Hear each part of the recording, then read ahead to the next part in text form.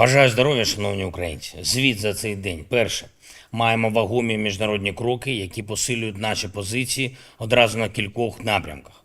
Європарламент ухвалив потужну резолюцію на підтримку європейських та євроатлантичних прагнень нашого народу. Є конкретний заклик до лідерів Євросоюзу визначити чіткий шлях набуття нашою державою членства в ЄС.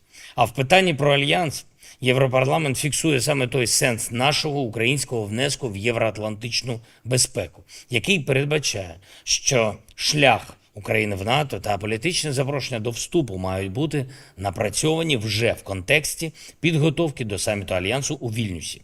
Час для інтеграційної та безпекової визначеності, очевидно, настав. І я дякую за фактичну констатацію цього усім членам Європарламенту і пані президентці Європарламенту Роберті Мецолі, а також голові Верховної Ради України Руслану Стефанчуку за постійну і результативну роботу з парламентами країн наших партнерів.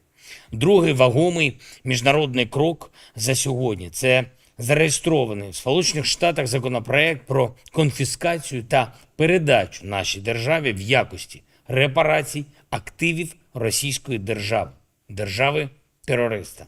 Я дякую сенаторам США за потужну двопартійну підтримку цього питання про справедливість для України та усіх жертв російського терору. У таких диктатурах, як російська, саме гроші є найвищою цінністю, і тим більше для осіб, які обслуговують правлячий режим або є фактично господарями державних структур. Коли свої гроші втратить і держава-терорист, і всі російські особи, чия колаборація з Кремлем створила умови для російської агресії, або які є публічним прикриттям для російських корупціонерів, тоді буде досягнута дуже важлива мета. Вони відчують, що таке втрата. Вони ж не поважають життя і не жаліють, коли втрачаються людські життя. Російський правлячий клас не цінує людей і готовий витрачати людське життя сотнями тисяч, а от гроші вони жаліють, ті, які привласнили, до речі. Свої активи вони цінують. Вони повинні їх повністю втратити, причому на користь саме тих, хто постраждав від їхньої агресії, від цієї терористичної війни, на користь нашої держави, наших людей. Сьогодні продовжив звернення до парламентів країн наших партнерів. Закликав парламентарів та народ Швейцарії і надалі зберігати єдність та солідарність з нами у захисті спільних цінностей та свободи.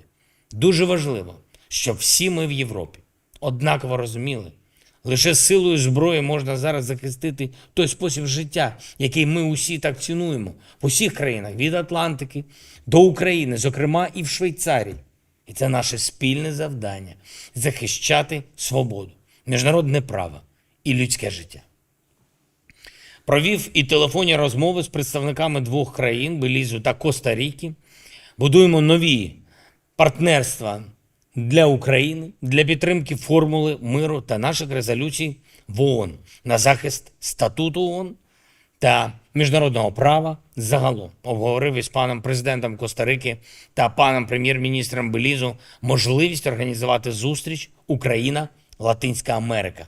Можемо разом дати значно більше захисту свободі та рівності націй в сучасному світі.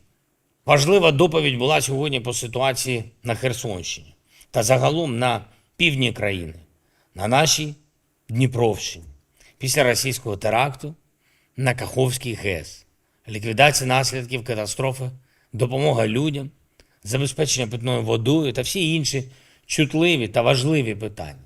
Глава уряду Шмигаль, міністр внутрішніх справ Клименко, профільний заступник керівника Офісу Кулеба, представники місцевої влади. Ще одна доповідь – ситуація у Кривому Розі та Одесі після нещодавніх ударів терористів. І, звичайно, фронт.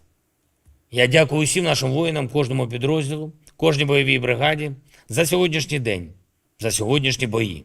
Особливо відзначу 6 підрозділів. ОСУВ «Хортиця», десантників нашої потужної 80-ї окремої бригади ДШВ, ОСУВ «Таврія», воїнів нашої 23-ї окремої механізованої бригади, морпіхів 35-ї і 37-ї окремих бригад, воїнів 128-ї окремої гірсько-штурмової Закарпатської бригади та 128-ї окремої бригади сил ТРО. Дякую усім вам, хлопці, за вашу результативність, за силу, відвагу і за те, що повертаєте Україні українську землю.